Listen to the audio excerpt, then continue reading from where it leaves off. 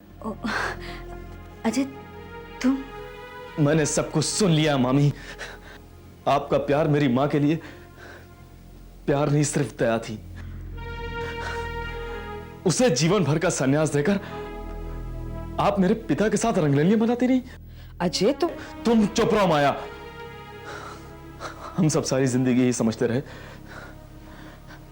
कि हमारे पिताजी कानून के डर से घर छोड़कर चले गए, लेकिन हमें ये नहीं पता था कि वो हमारी मामी के दामन में छुपे बैठे हैं। मेरी बात तो सुन। मुझे कुछ नहीं सुनना है।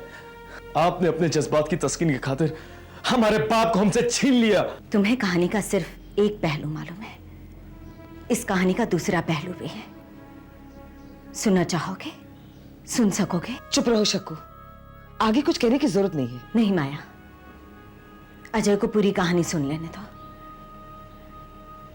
उसे भी तो पता चले उसके पिता ने किस तरह मेरे जीवन में आग लगाई है। इंसान के पास हर काम का कोई ना कोई एक्सक्यूज तो होता ही है ना मामी। हाँ, ये एक्सक्यूज ही तो था कि तुम्हारे पिताजी ने कॉलेज के दिनों में ही मुझसे प्यार का इकरार किया था, साथ जीने मरने की कसमें खाई थी। अच्छा, मैं विनायक के बच्चे की मां बनने वाली थी। जानते हो तुम्हारे पिताजी ने क्या किया था? सुन सकोगे? तुम्हारे पिताजी ने शादी से साफ इनकार कर दिया और उन्होंने ये एक्सक्यूज दिया कि उनके माँ बाप शादी के खिलाफ हैं। अगर ये बात थी तो उन्होंने प्यार करने से पहले अपने माँ बाप से क्यों नहीं पूछा? मुझे प्रेग्नेंट करने से पहले उनसे इजाजत क्यों नहीं ली? ये झूठ है मामी, ये बिल्कुल झूठ है। ये झूठ ही तो है,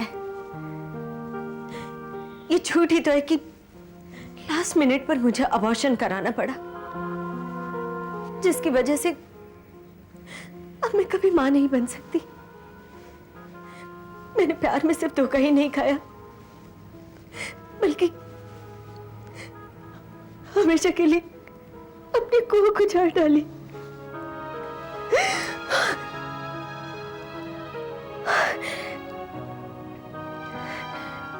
तुम्हें अपनी मां के अकेले रहने का गम सताता है ना?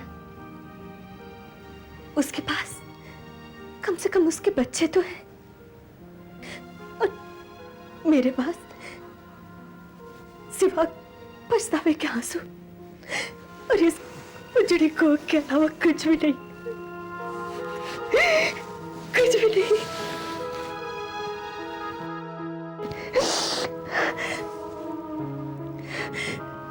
दुख, दर्द और तन्हाई का लंबा सफर तय करने के बावजूद मेरे माथे पर कलंक लग गया।